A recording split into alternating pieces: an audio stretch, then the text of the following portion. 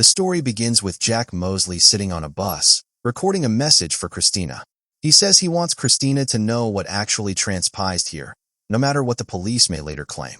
As he speaks, the screen fades out. We then see police officers entering a New York City apartment complex, where they discover two Latino gang members who have been shot and killed. The captain instructs the officers to call someone who doesn't need close supervision to guard the scene, while they clear the area and wait for the coroner. At this point, they mention Jack. Jack appears to be a cop nearing the end of his career. He enters the apartment and, in violation of protocol, begins touching everything and looking around carelessly.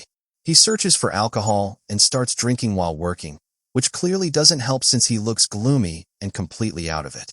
When he later arrives at his workplace, it looks like he has been working late and hasn't slept. Jack walks with a noticeable limp, revealing how his once promising career as a top detective ended the day he lost the ability to walk properly. He receives a fairly straightforward case file from his captain, something usually assigned to new officers. As Jack prepares to leave the office to testify before a grand jury, the captain asks him to escort a witness named Eddie Bunker to the courthouse, which is only 16 blocks from the station. He is given 118 minutes to complete the task. Although Jack protests, he is forced to accept. Eddie Bunker, an African-American man who talks constantly, is shown being released from a holding cell by Jack. Eddie is handcuffed in the car and continues chatting nonstop, which irritates Jack. Due to heavy traffic, Jack realizes he may not reach the courthouse on time. He stops at a liquor store to buy a drink, leaving Eddie inside the vehicle. A man wearing a cleaning service uniform approaches the car, while Jack is inside purchasing alcohol. The man pulls out a gun.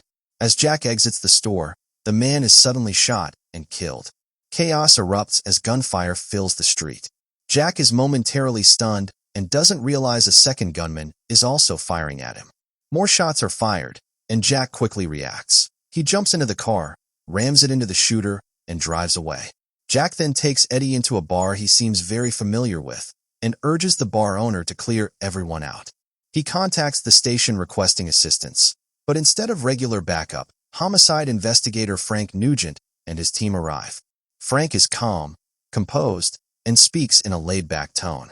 He claims he was nearby when the call came in and stopped by to help. Frank tells Jack he will handle everything from here. Jack is about to comply, but Eddie is still talking, this time about how Jack endangered his life by stopping for a drink. However, when another detective enters the bar, Eddie suddenly stops speaking, as if he recognizes the man. Jack immediately senses something is wrong. Frank then informs Jack that Eddie is scheduled to testify in court against several corrupt police officers, including a chief. By revealing what he witnessed, Eddie will ruin the careers and lives of many supposedly honorable officers. Through various flashbacks, it is shown that Eddie witnessed corrupt police officers conducting illegal deals, including murders. Frank takes Jack's gun and hands it to one of his men. The men clean the weapon and place it in Eddie's hand. Then, while Eddie is still holding the gun, they fire shots, staging it to look as though Eddie tried to kill a police officer by stealing Jack's weapon. Eddie is essentially being held hostage and is about to be executed inside the bar. Jack quickly grabs the bar owner's weapon and shoots the corrupt officers in the legs. He escapes through the rear door with Eddie. Frank becomes extremely enraged, though he remains outwardly calm. He calls for reinforcements and announces that Jack has lost control and started shooting at fellow officers. Jack enters an apartment he most likely once lived in. Inside, he searches the closet for his rifle. Frank, knowing Jack's sister lives nearby, instructs one of his men to check the apartment. When the officer arrives, Jack ambushes him, ties him up, and takes his cell phone. Taking the phone proves to be a mistake because Frank uses GPS to track their exact location.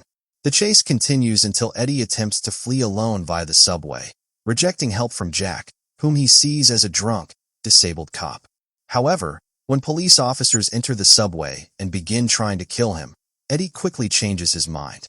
In Chinatown, where a festival is taking place, Jack throws the phone into the trash and leads Eddie into an old apartment building, knowing they have nowhere else to go. An elderly Asian man answers the door that Eddie repeatedly knocks on and allows them inside. Frank's team searches floor by floor, but cannot find them. Inside the apartment, Eddie changes clothes and tells Jack that he dreams of becoming a birthday cake baker. He carries a notebook everywhere filled with cake recipes and a list of everyone's birthdays. Jack contacts the district attorney from the apartment and explains everything. After he gives her the exact address and room number, she promises to send escorts to safely extract them. However, this time Frank's team receives the information from a mole inside the department. They break into the wrong apartment and realize Jack has tricked them. With no immediate barriers in his path, Jack moves downstairs, but Frank is waiting at the bottom of the staircase. Jack anticipates this. He had Eddie turn around and aim the rifle at Frank from behind. They escape once again. This time, Jack takes Eddie underground to a laundry shop. Frank, who has worked with Jack for 20 years, is just as familiar with New York City. Frank's men position themselves behind a steel door. Frank cuts them off, leading to another intense shootout between him and Jack. Jack and Eddie are trapped inside as the standoff. The broken elevator is the only possible means of escape at this moment. While they wait, Jack and Frank briefly reminisce about their shared past experiences. Frank tries to convince Jack that Eddie is nothing more than a thief with a long record of bad convictions. Jack responds firmly, saying that people do not change. Meanwhile, Eddie denies his past crimes or claims that he has changed. Finally, the elevator starts working. Jack and Eddie step inside and ride to the top floor. The moment they reach the open street, they quickly board a bus. However, two of Frank's men pursue them and shoot out the tires. The bus spins out of control and crashes into a dead end. As a result, 31 passengers are trapped inside. Soon, the police commissioner, news crews, and a full SWAT unit arrive at the scene. Even though there are only 31 hostages, Frank must act carefully under the public spotlight. Jack instructs the passengers to cover the bus windows with newspapers. He then informs the authorities that there are around 40 hostages inside, intentionally exaggerating the number to buy time. While they wait, Jack demands that a public defender, members of the press, and a stenographer be present before he releases any hostages. Inside the bus, Eddie is seen speaking gently to a young child, encouraging her not to be afraid.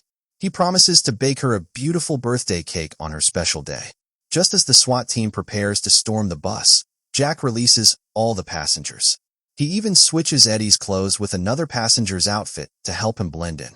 The officers are confused by Jack's actions as the passengers rush out in panic.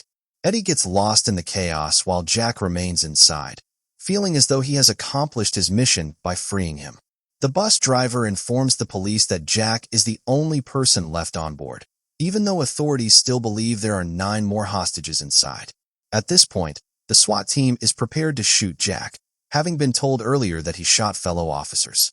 Suddenly, Eddie reappears, shouting for everyone not to fire, and boards the bus once again. He challenges Jack's belief that people do not change, insisting that they can. Despite having all 4 tires flattened, Jack and Eddie somehow manage to drive the damaged bus out of the dead end after smashing into several police cars.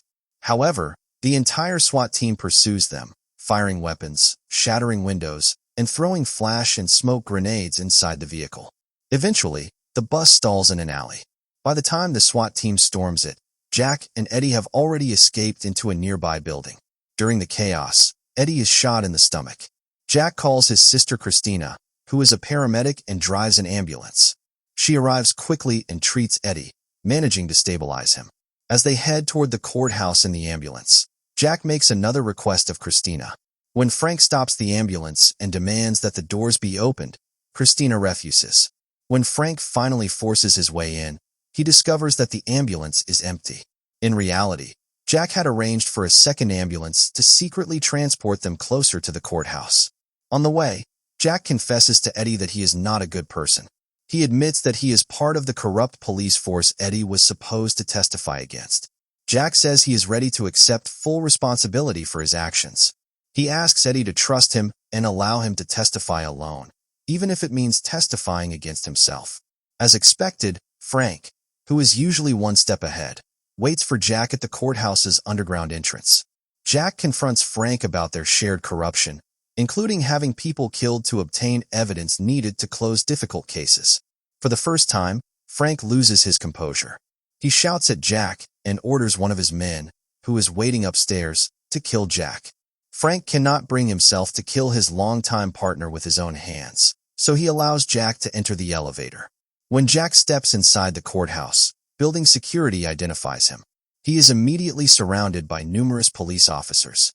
Jack declares that he only wants to speak to the prosecutor and that he has evidence against corrupt officers, including the chief, and against himself as well. Frank's man approaches Jack with the intention of shooting him, but a SWAT officer, finally understanding what is happening, shoots the assassin instead. Jack then pulls out a tape recorder that captured the entire conversation between him and Frank in the underground garage. He hands the recording to the prosecuting attorney. Frank glares helplessly as he is taken away in custody. 2 years later, Jack is seen celebrating his birthday at a restaurant with his sister and a few friends. He receives a birthday cake with the words, "People do change," written on it. Along with the cake, Eddie has sent a letter and photos of himself standing proudly inside his new bakery. And that is the end of this story. I hope you enjoyed it. Make sure to like, subscribe, and turn on the notification bell for more story recaps. Thanks.